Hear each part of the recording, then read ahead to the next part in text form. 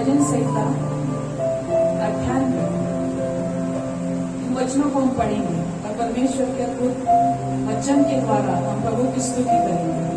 आइए मेरे साथ निकालेंगे भजन संहिता 98 और इसे हम अपने घर में बड़े जोर बुलंद आवाज से पढ़ें।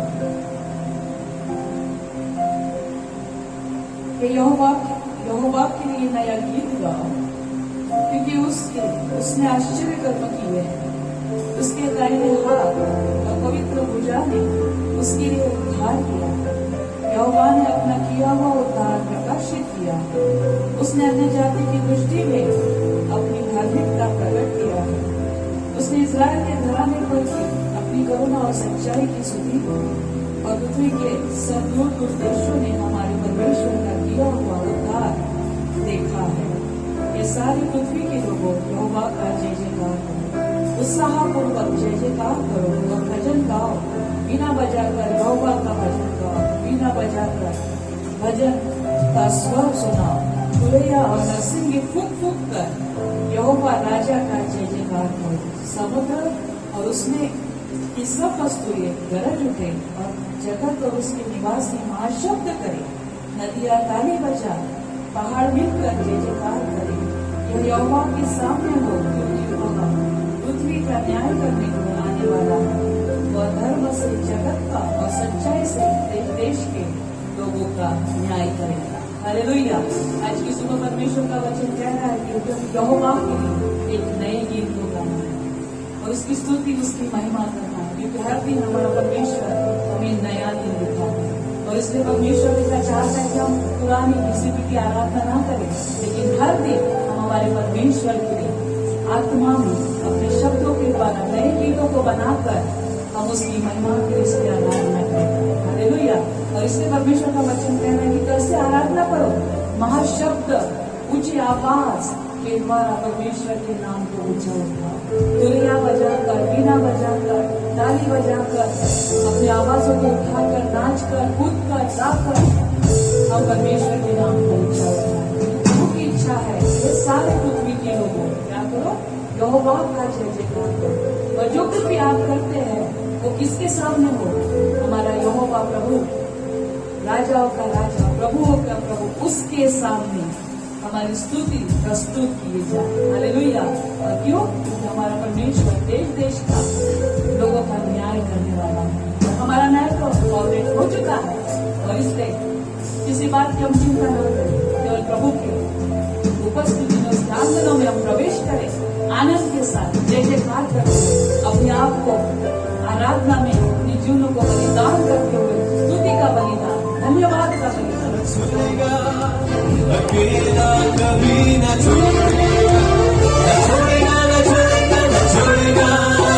अकेला कभी न छोड़ेगा, कभी नहीं, कभी नहीं, कभी नहीं, कभी नहीं छोड़ेगा। कभी नहीं, कभी नहीं, कभी नहीं, कभी नहीं छोड़ेगा। न छोड़ेगा, न छोड़ेगा, न छोड़ेगा। अकेला कभी न छोड़ेगा, न छोड़ेगा, न छोड़ेगा।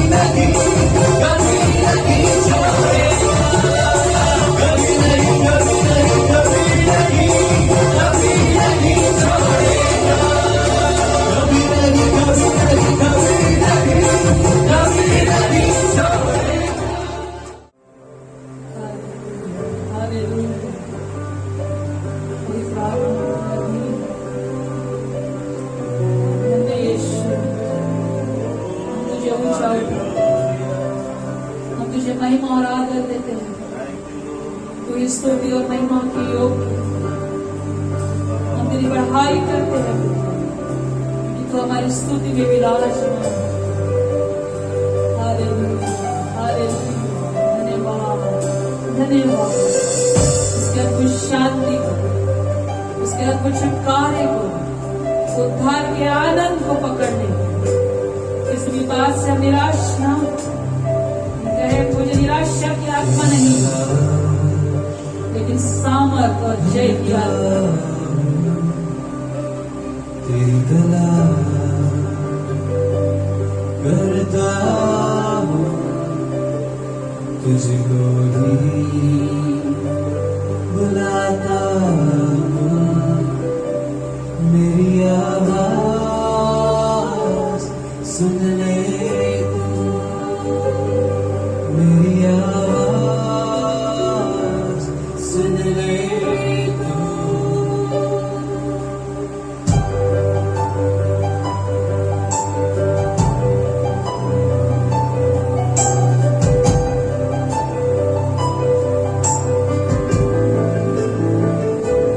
तेरी तलाश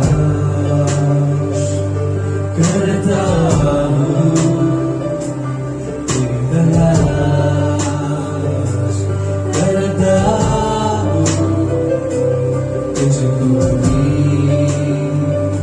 बुलाता हूँ, मेरी आवाज सुन ले,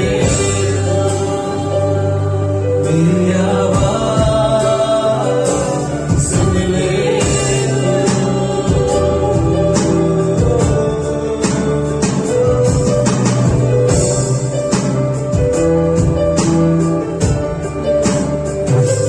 तू ही मेरी प्यास, तू ही है लगन, तू ही मेरी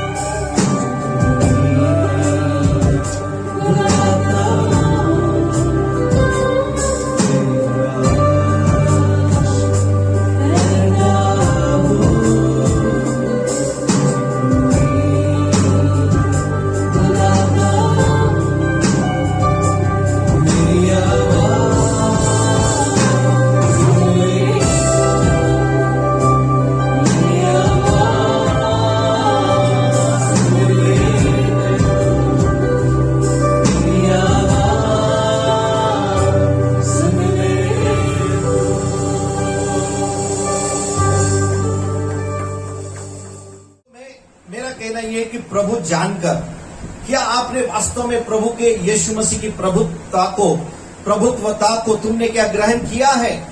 और किया है तो कब किया है? कौन से समय में किया है? ऐसा कौन सा वो क्षण था, ऐसा कौन सा वो दिन था जिस दिन तुम्हें ये लगा कि हाँ, यीशु मेरा प्रभु है, यीशु सारे संसार का, सृष्टि का प्रभु है? ये कौन से दिन आपको लगा? और कौन से दिन ये सुसमाचार आपके पास आया और आपने दिल से अंगीकार करके उसे ग्रहण किया? यदि आपने ऐसा किया है तो वास्तव में मेरे प्रियो आपका उद्धार हुआ है, आपने सुसमाचार की आशीष को ग्रहण कर लिया है। प्रभु जानकर अंगीकार करे। हालेलुया। क्या जानकर? प्रभु जानकर अंगीकार करना है। There is no other god O Lord, तेरे सिवा और कोई परमेश्वर प्रभु नहीं है, ये जानकर अंगीकार करना। आमीन। और फिर दूसरा प्रोसीजर जो लिखा है यहां पर, और अपने मन से विश्वास करे। मुंह से अंगीकार करे यीशु प्रभु है, और मन के अंदर विश्वास करे। क्या विश्वास करना है? कि परमेश्वर ने उसे मरे हुओं में से जिलाया। परमेश्वर ने उसे मरे हुए में से जिलाया। हालेलुया। तो तू निश्चय उद्धार पाएगा। What is the gospel? सुसमाचार यही है कि यीशु क्रूस पर मारे गए, वो गाड़े गए और मुर्दों में से तीसरे दिन जिंदा हुए, और वो मुर्दे में से जिंदा हुए परमेश्वर है, क्योंकि वह इस संसार में आपके और मेरे इस संसार के पापों के क्षमा के लिए, हमारे लिए पाप बलि होने के लिए सलीब पर जान देने के लिए वो आए थे, ताकि इसके द्वारा हमारा परमेश्वर के साथ मेल हो जाए, हम उद्धार पाए, हम बचाए जाए, हम सेव हो जाए। मेरे प्रियो, यीशु मसीह ने मुर्दों में से जिलाने के द्वारा बता दिया कि आई एम लिविंग गॉड, मैं सदाकाल से जीवित परमेश्वर हूं। मृत्यु का मेरे ऊपर कोई अधिकार नहीं है। मौत मुझे कभी भी बंधन में रख नहीं सकती। मैं इस मृत्यु को बनाने वाला, जीवन को बनाने वाला मैं ही परमेश्वर हूं। मैं जिसे चाहता हूं मैं उसे जीवन देता हूं, और जिसे चाहता हूं उससे जीवन लेता हूं, क्योंकि ये मेरे प्रभुता में है।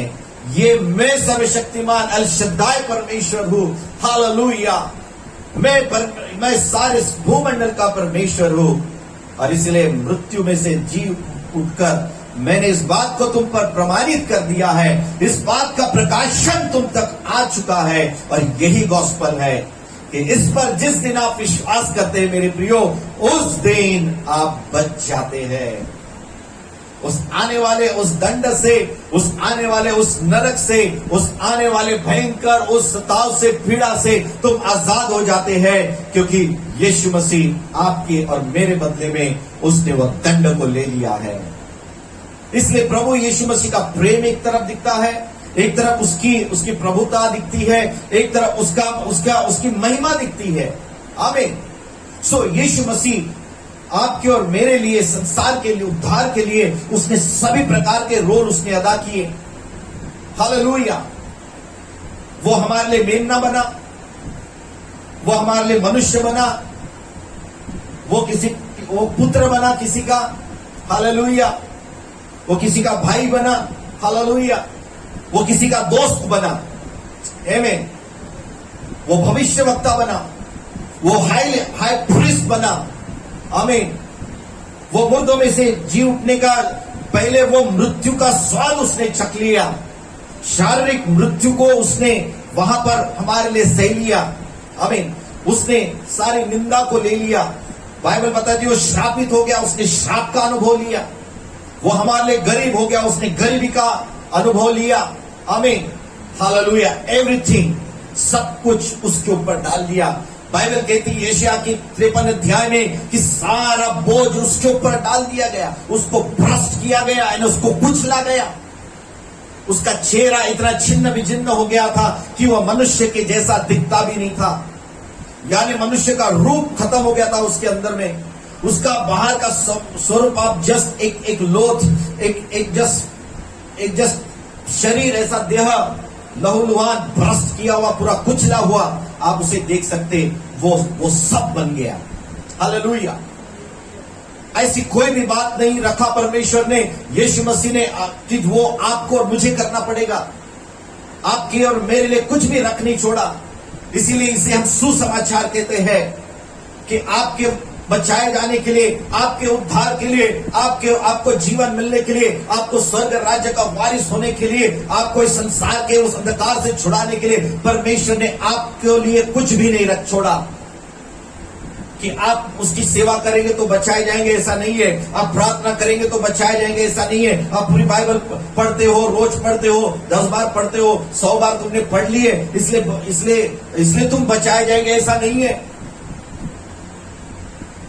आप उसके कलीसिया में आते हैं, आप दान देते हैं, आप कुछ चैरिटी करते हैं, आप गरीबों की सेवा करते हैं, इसलिए आप बचाए नहीं जाएंगे। हालेलुया। कई लोग सोचते कि ये सब करने से हम बचाए जाएंगे। कोई लोग सोचते कि ये करने के कारण परमेश्वर खुश हो जाएगा। मेरे प्रियो, प्रभु ने आपको और मेरे लिए कुछ भी नहीं रख छोड़ा, सब कुछ उन्होंने कर दिया। इसलिए उनका प्रेम जो है, उन्हीं का प्रेम सर्वश्रेष्ठ है, उन्हीं का प्रेम असली प्रेम है। उनकी ही करुणा, उनकी ही कृपा सबसे बड़ी है। आमीन। हालेलुया। यही तो गॉस्पल है कि आप कैसे भी व्यक्ति हो, आप कितने भी बुरे हो, आप कितने भी गिरे हुए हो, आपने कितने भी जिंदगी में कितने भी गलत काम किए हो, आप अपने इस दुनिया में आप ईश्वर रहित थे, आपने ईश्वर नहीं है करके माना भी होगा, आपने परमेश्वर की, लोगों की, उसके दासों की निंदा भी किया होगा, सब किया होगा, फिर भी परमेश्वर आपके लिए, आपसे प्यार करता है और आपके लिए उसने क्रूस पर जान दिया है। इसीलिए उसका प्रेम जो है वो अगापे प्रेम है, अनकंडीशनल लव, और जो वास्तव में रियल लव है। और परमेश्वर चाहते कि इस गॉस्पल पर तो विश्वास करो। ये वो सुसमाचार है। God so loved the world, परमेश्वर ने जगत से ऐसा प्रेम किया कि उसने अपना इकलौता एक पुत्र हमारे लिए दे दिया। He has given, he gave everything. Hallelujah. उसने सब कुछ दे दिया। स्वर्ग में जो सर्वोत्तम था, स्वर्ग में सबसे उत्तम यदि कुछ था तो वो परमेश्वर का पुत्र यीशु मसीह। बाइबल से इसकी वो परमेश्वर पिता ने दे दिया, हमें दे दिया फ्रीली। आमीन। फ्रीली उसने दे दिया, सेत में दे दिया, ऐसा लिखा है। और तुम्हें अनुग्रह, दया के वारिस बनाया कि हम पर केवल दया होगी, हम अनुग्रह के वारिस ठहराए जाते हैं। और ये ही है गॉस्पल, यही है सुसमाचार। आमीन। हालेलुया। मैं मन से ये विश्वास करता हूं कि यीशु को मुर्दों में से जिलाया, और धार्मिकता के लिए मन से विश्वास किया जाता है, और उद्धार के लिए मुंह से अंगीकार किया जाता है। जब आप अपने जबान से अंगीकार करते हैं, मन से विश्वास करते हैं, आप धर्मी कहलाते हैं। आप परमेश्वर के राज्य के वारिस, उसकी उपस्थिति के जाने के लायक, परमेश्वर के उस घराने के, परमेश्वर के उस घर के वारिस बन जाते हैं। वो है धार्मिकता। This is not your righteousness but it's God's righteousness. ये आपकी धार्मिकता के कारण नहीं मिला। कई लोग बड़ी डींगे मारते हैं, बड़ी बड़ी बातों को करते हैं। क्या कहते हैं, हमने कलीसिया में ऐसा किया, हमने पास्टर की मदद किया, हमने ये किया, हमने वो किया। ये बताने की कोशिश करते कि how we are so righteous. No, आपकी भलाई, आपकी अच्छाई, आप परमेश्वर के दृष्टि में आपके अच्छे कर्मों के कारण आप धर्मी नहीं ठहरते, लेकिन आप केवल और केवल यीशु मसीह को प्रभु मानकर, जानकर जब ग्रहण करते हैं और ये विश्वास मन से करते हैं कि यीशु मसीह को मुर्दों में से जिलाया गया, उस पर मैं विश्वास करता हूं, तो ये विश्वास आपके लिए धार्मिकता गिना जाता है। आमीन। Hallelujah, hallelujah, hallelujah. हमने गलातियों की पत्री में फिर से वापस आते हैं। उसके पहले अध्याय में वापस आते हैं।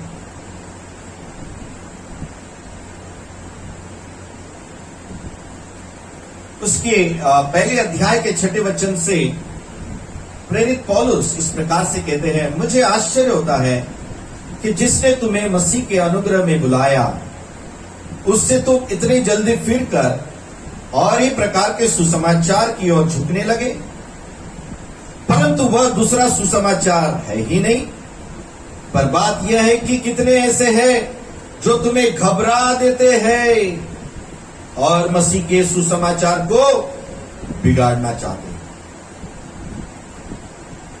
प्रेरित पौलुस के समय में ये बातें घटती थी। दूसरे विश्वासी या दूसरे सेवक आते थे और कलीसिया में एक अन्य गॉस्पल को प्रचार करते थे, दूसरा सुसमाचार बोल के वो गॉस्पल। तो पौलुस कहता है कि दूसरा तो कोई सुसमाचार है ही नहीं, वो फिर कुसमाचार है। सेकंड, यदि ये जो हमने पहले आपको बताया कि यीशु मसीह मारा गया, गाड़ा गया, मुर्दों में से जी उठा, वो प्रभु है, इसके अलावा उस पर विश्वास करने से तुम्हारा उद्धार होता है, तुम धर्मी ठहरते हो, इसके अलावा यदि कोई दूसरा सुसमाचार यदि आपको सुनाता है, सिखाता है, तो वो सुसमाचार नहीं है, वो कुसमाचार है, यानी वो सुसमाचार नहीं है। और बाइबल बता रही है कि देखो तुम बड़े जल्दी, मुझे बड़ा आश्चर्य होता है इस कलीसिया के विषय में। पौलुस कहता है कि मुझे बड़ा आश्चर्य होता है तुम्हारे बारे में, क्योंकि तुम इतने मैच्योर लोग, तुम इतने परिपक्व लोग, तुम इतना अनुभव किए हुए लोग, तुमने मेरे वचन को सुनने के द्वारा परमेश्वर की आशीष को तुमने पाया, तुमने उद्धार को प्राप्त किया, तुमने धार्मिकता को प्राप्त किया, तुम परमेश्वर के उस आशीषों के वारिस बन गए। लेकिन अभी क्या हो गया? किसने आके तुमको बहका दिया? किसने आके तुमको अभी बता दिया कि अभी तुम 40 दिन उपवास करेंगे तब तुम परमेश्वर को प्रसन्न कर पाओगे और तब तुम्हारा असली उद्धार होगा, तब तुम अच्छे विश्वासी कहला जाओगे, तब तुम धर्मी ठहराए जाओगे। ये आके कोई तो भी आके क्या करता है, दूसरा ही गॉस्पल आके सुना देते हैं लोग। किसने तुमको बता दिया कि रविवार को प्रभु भोज के दिन सफेद कपड़े पहन के जाएंगे, उसी दिन प्रभु तुमको ग्रहण करेगा और उसी दिन परमेश्वर की आशीष तुम पर आएंगी। यदि तुमने काला, पीला, नीला, हरा यदि पहने तो तुम्हारा उद्धार खत्म हो जाएगा, प्रभु तुमको माफ नहीं करेगा। ये गॉस्पल, ये ऐसा वचन किसने बताया? रविवार को जब तुम आएंगे तब गले में कुछ चैन नहीं पहनना, कुछ हाथ में अंगूठी नहीं पहनना। ऐसा करोगे तो तुम संसारिक हो, तुम प्रभु में नहीं हो, परमेश्वर का श्राप तुम पर आएगा। ये किसने बताया? ये बताने वाले जो है वो सुसमाचार के प्रचारक नहीं है, वो दुष्ट की प्रचार करने वाले हैं। ये पौलुस प्रेरित यहां पर चर्च को कह रहा है, तुम बड़े जल्दी बिगड़ गए हो। हालेलुया। कहता है कि तुम इतने जल्दी फिरकर और ही प्रकार के सुसमाचार की ओर झुकने लगे, परंतु दूसरा समाचार तो है ही नहीं। पर बात यह है कि कितने ऐसे हैं जो तुम्हें घबरा देते हैं। वचनों से लोग घबराते हैं, वचन सुनाने के बाद लोग घबरा जाते हैं, जबकि लोगों को छुटकारा मिलना चाहिए, आजादी मिलनी चाहिए। वचन सुनाने के बाद लोगों का जिंदगी बदलना चाहिए, उसके बजाय लोग घबरा जाते हैं। अभी जो भी करेंगे वो कैसा करेंगे? घबराहट से करेंगे, डर डर के करेंगे। हर बात करने के पीछे डर रहेगा, डर है तो वो करेगा। ये गॉस्पल नहीं है। हालेलुया। और ये आते हैं हर युग में ऐसे लोग आते हैं और जो आकर कलीसिया के लोगों को आकर इस तरह से परेशान करते, घबरा देते हैं और बिगाड़ते हैं, असली सुसमाचार को बिगाड़कर वो उन्हें परमेश्वर के अनुग्रह से वंचित करने की कोशिश करते हैं। वे परमेश्वर में जो आनंद है, परमेश्वर में जो खुशी है, परमेश्वर में जो छुटकारा है, परमेश्वर में जो प्रेम है, उसको वो अनुभव नहीं करने देते। इसका मतलब यह है कि तुम्हारी आशीष लोगों को बर्दाश्त नहीं होती। हालेलुया। तुम्हारा अच्छा जीवन लोगों से बर्दाश्त नहीं होता। इवन कई कलीसिया के सेवक लोगों को भी बर्दाश्त नहीं होता। कई लोगों को आपकी ब्लेसिंग्स देखकर खुशी नहीं होती।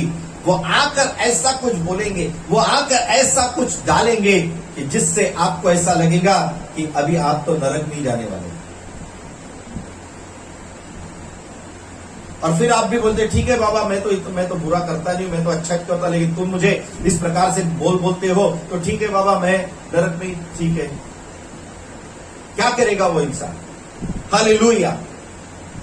क्योंकि जो परमेश्वर का प्रेम है, परमेश्वर की सुंदरता है, उसके बजाय तुम वो जो बड़ा भाई जो होता है ना, उड़ाव पुत्र के, खोए हुए पुत्र के घर में है ना, उसे अपने भाई की आजादी, जो वो आजाद हुआ, वो बर्दाश्त नहीं होती उसको। उसका पिता कहता है तू आके आनंद मना, उसको आनंद मनाने को मजा नहीं, उसको दूसरे की खुशी बर्दाश्त नहीं होती। अरे तेरा भाई बच गया है, उसको अपने भाई का बचाए जाना, मर गया था जिंदा हो गया है, वो बर्दाश्त नहीं होता है। तो ये करने वाले जो होते हैं वो बड़े डेंजर होते हैं, इसलिए ऐसे लोगों से सावधान रहो।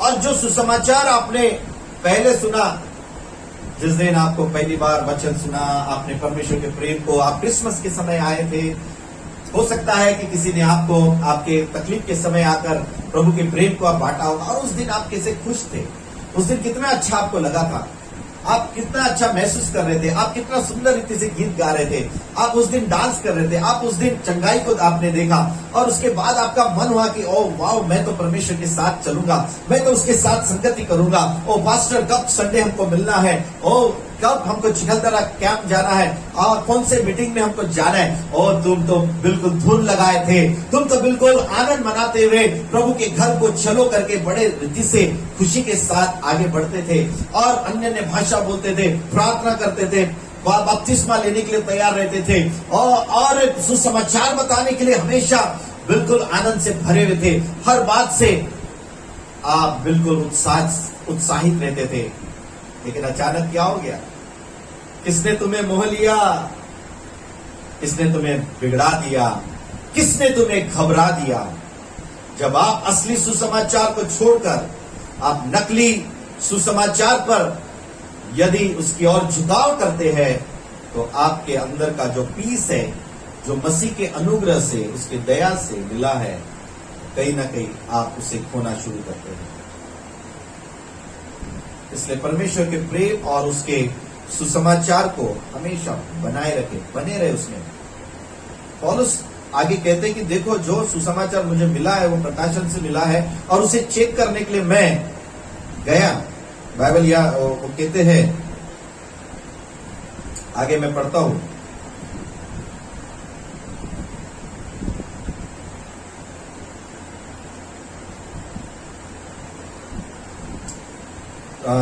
चौदह वचन से आगे, पहले अध्याय का गलातियों की पत्री।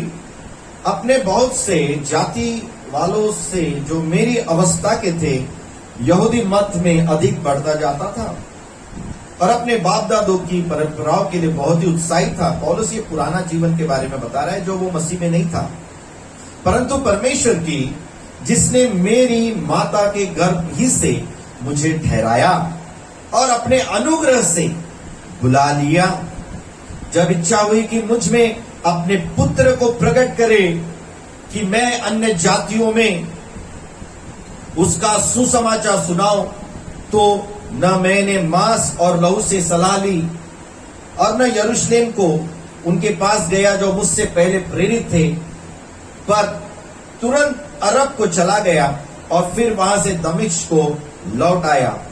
फिर 3 वर्ष के बाद मैं केफा से भेंट करने के लिए यरूशलेम गया और उसके पास 15 दिन तक रहा। परंतु प्रभु के भाई याकूब को छोड़ और प्रेरितों में से किसी से न मिला। जो बातें मैं तुम्हें लिखता हूं, देखो, परमेश्वर को उपस्थित जानकर कहता हूं कि वे झूठी नहीं। इसके बाद मैं सीरिया और किलिकिया के प्रांतों में आया और यहूदियों की कलीसियाओं ने जो मसीह में थी मेरा मुंह कभी नहीं देखा था, परंतु यही सुना करती थी कि जो हमें पहले सताता था वह अब उसी विश्वास का सुसमाचार सुनाता है जिसे पहले नष्ट करता था, और वे मेरे विषय में परमेश्वर की महिमा करती थी। हालेलुया। यहां वो कह रहा है कि जब प्रभु के द्वारा मुझे मिला तो मैंने मांस और लहू से सलाह नहीं लिया। मांस लहू का मतलब ये है कि मैंने मनुष्यों से जो उस समय उसके साथ में थे उनसे मैंने सलाह नहीं ली। और 3 वर्ष के बाद मैं कैफा से यानी पतरस को मिला। मैं प्रभु का भाई याकूब जो थे उस समय में कलीसिया का वो मुख्य व्यक्ति था। यीशु मसीह के भाई जो याकूब है, जेम्स जो है, उनसे मैं मिला। इसलिए कि मुझे जो प्रकाशन के द्वारा जो सुसमाचार मुझे मिला है उसमें और तुम जो बताते उसमें फर्क है क्या, या कोई फर्क तो नहीं है? यानी मैं जो प्रीच कर रहा हूं और आप जो बता रहे हो वो एक होना चाहिए। ये चेक करने के लिए मैं उनके पास गया और मैंने देखा कि वो जो प्रचार करते हैं और मैं जो प्रचार करता हूं बिल्कुल सेम है। उन्होंने तो आंखों देखकर प्रभु का सुसमाचार पाया, लेकिन मैं तो यीशु मसीह को नहीं देखा था। लेकिन मुझे बाद में यीशु मसीह ने प्रकट किया मुझे वो, और जो मैंने प्रचार किया, जो सुसमाचार मैंने अब तक अन्य जातियों में बांटा, वही प्रचार प्रभु के भाई कर रहे हैं, प्रेरित लोग भी कर रहे हैं, और मैंने इसको पूरा रीति से चेक किया। हालेलुया। फिर वो कहता है 2 अध्याय के पहले वचन में, 14 वर्ष के बाद मैं बरनबास के साथ फिर यरूशलेम को गया और तीतुस को भी साथ ले गया। मेरा जाना ईश्वरीय प्रकाशन के अनुसार हुआ, और जो सुसमाचार में अन्य जातियों में प्रचार करता हूं उसको मैंने उन्हें बता दिया, पर एकांत में उनको जो बड़े समझे जाते थे, ताकि ऐसा न हो कि मेरी इस समय की या पिछली दौड़ व्यर्थ ठहरे। परंतु तीतुस को भी जो मेरे साथ था और जो यूनानी है खतना करने के लिए विवश नहीं किया। यह उन झूठे भाइयों के कारण हुआ। फिर से मैं पढ़ता हूं 4वां वचन, यह उन झूठे भाइयों के कारण हुआ जो चोरी से घुस आए थे, कि उस स्वतंत्रता का जो मसीह यीशु में हमें मिली है भेद लेकर हमें दास बनाए। एक घड़ी भर उनके अधीन होना हमने न माना, इसलिए कि सुसमाचार की सच्चाई तुम में बनी रहे। आमीन। Hallelujah. What a wonderful God. और प्रेरित पौलुस क्या कह रहे हैं कि मैं और 14 वर्ष के बाद में मैं फिर से यरूशलेम गया और प्रभु के सेवकों से मिला, और मेरे साथ टाइटस या तीतुस नाम का प्रभु का चेला जिसको पौलुस ने प्रभु में लाया, उसको भी मैंने साथ लेकर गया। वो अन्य जाति में से था, वो यहूदी कौम में से नहीं था। तब उन्होंने भी टाइटस को यहूदी जो रीति रिवाज थे मानने के लिए विवश नहीं किया। क्यों? क्योंकि जो सुसमाचार यहूदियों के लिए है वही सेम सुसमाचार अन्य जातियों के लिए भी। सो अन्य जाति यीशु मसीह पर विश्वास करने से बचाए जाते हैं, उसी तरह से यहूदी या इस्राएली भी सुसमाचार पर विश्वास करने से ही बचाए जाते हैं, ना कि पुराने नियम के उस लॉ में एक नियम था कि तुमको लॉ पालन करना है, तुमको व्यवस्था पालन करना है।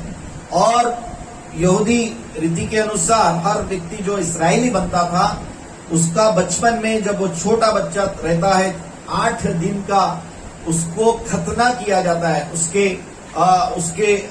पेशाब के उस स्थान के सामने में थोड़ा सा उसका मांस जो होता है वो उसको काटा जाता है। हालेलुया। और उस चमड़े को, छोटे से चमड़े को ऑफर किया जाता था। यानी एक प्रकार से वो अब ये मानते थे कि इस बच्चे का खतना जब हुआ है तो इसका मतलब अब ये यहूदी या इस्राएली बन गया है, और तब वो बचाया जाएगा, तब वो परमेश्वर के राज्य में आने के लायक बनेगा, ऐसा उनका नियम था। इसलिए जो लोग भी मसीह में आते थे ये चाहते थे, कौन? यहूदी जो झूठे भाई जो चोरी से झुक इनमें घुस आए थे, विश्वास भी करते थे, लेकिन ये रीति रिवाज भी साथ में लेकर आए थे कि तुमको देखो, तुमको मसीह में आना है तो तुमको ये पालन करना पड़ेगा, तुमको ऐसा करना पड़ेगा, नहीं तो तुम्हारा उद्धार नहीं होगा, तुमको पाप क्षमा नहीं मिलेगी, तुमको परमेश्वर का अनुग्रह नहीं मिलेगा, तुमको ये पालन करना पड़ेगा। इस तरह से उनको क्या करते थे, इन बातों को बोलकर घबरा देते थे और ऋतुओं को पालन करने के लिए पहराव के नियम उनके ऊपर लगा देते थे। तुमको ये पहनना चाहिए, तुमको सुबह ये करना चाहिए, तुमको शुक्रवार को ये करना चाहिए, हर एक दिन जैसे मानो मंगल को ये है, शनि को ये है, इतवार को ये है ना, सारे के सारे दिन में तुमको दुनिया भरे के रीति रिवाज करना है।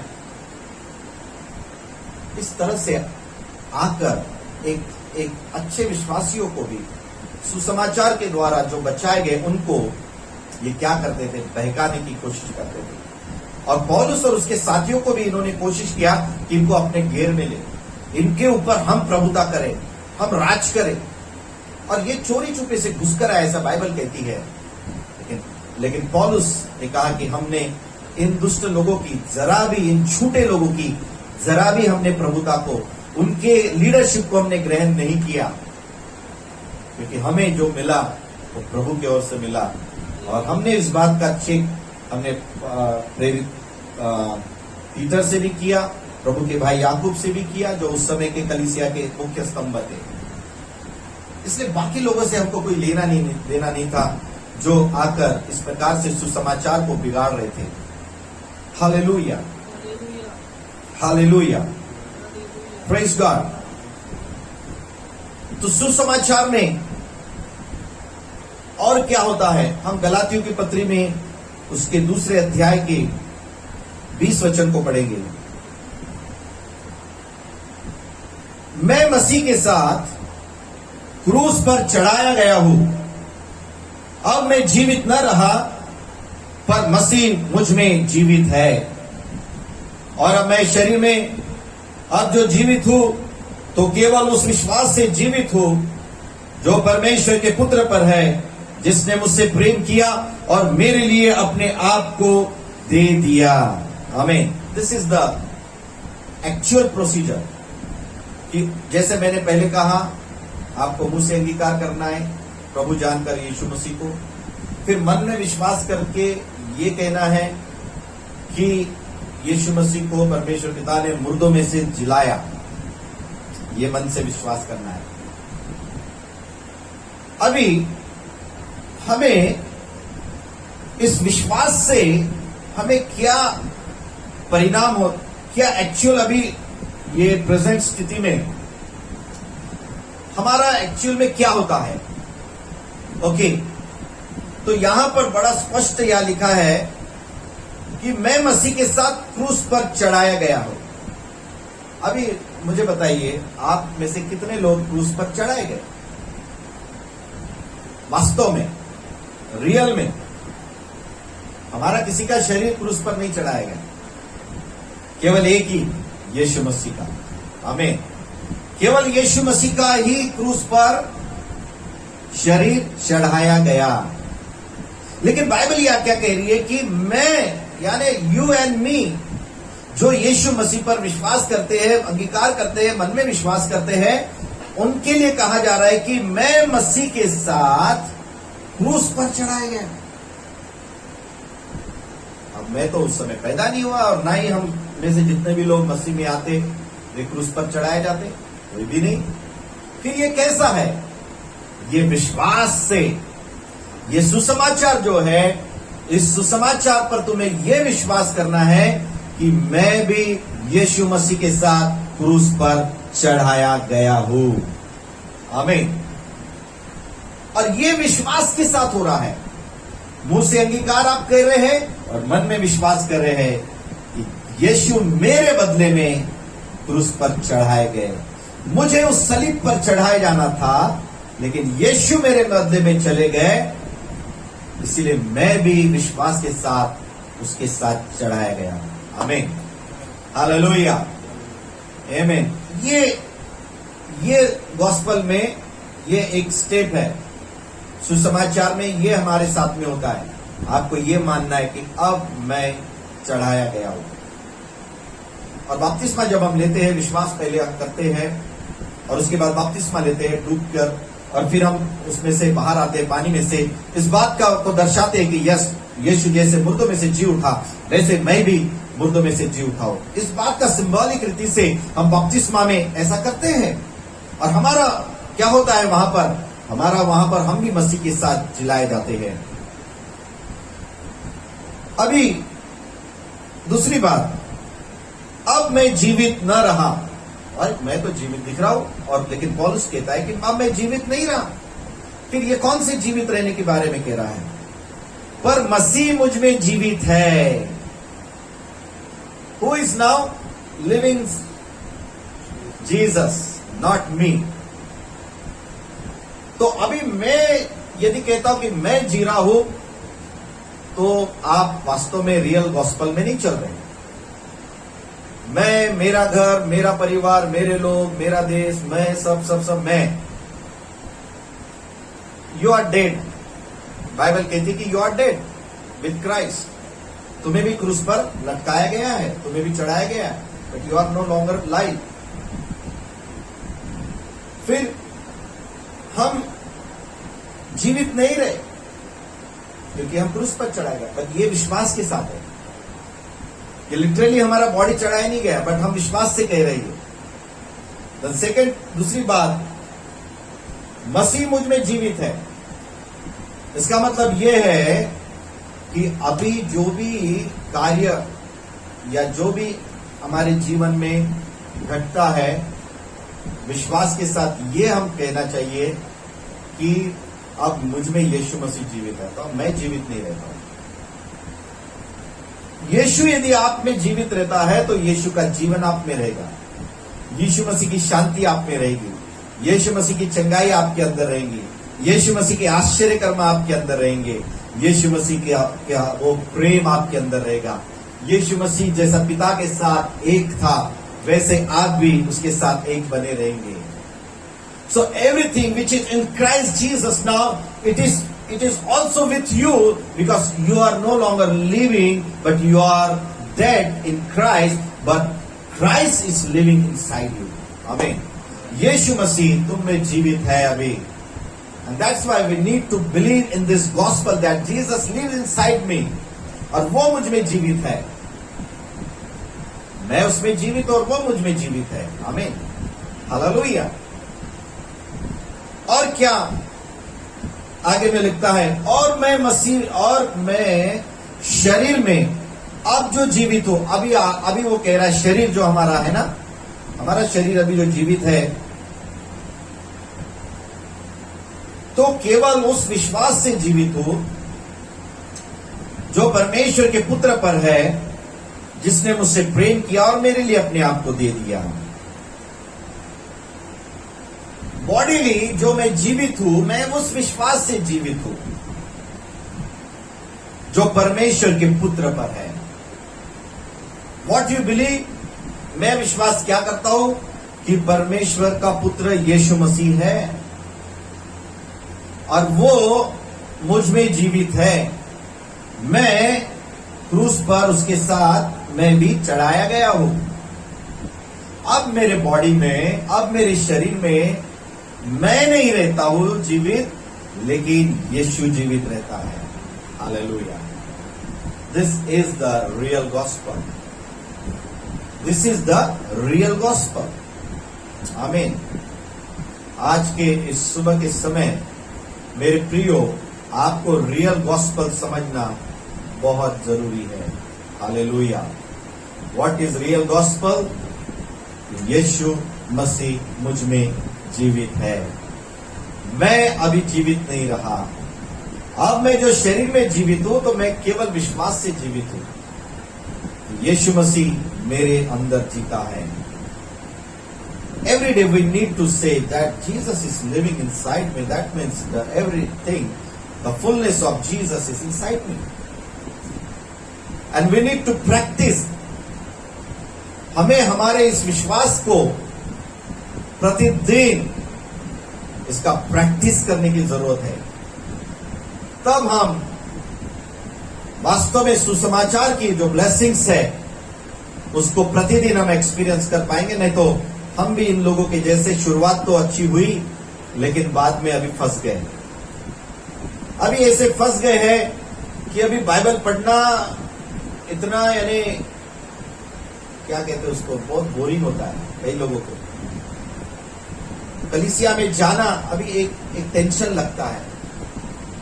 लोगों के साथ संगति करना, लोगों के को प्रभु के बारे में बताना कई बार डर लगता लोगों को। व्हाई?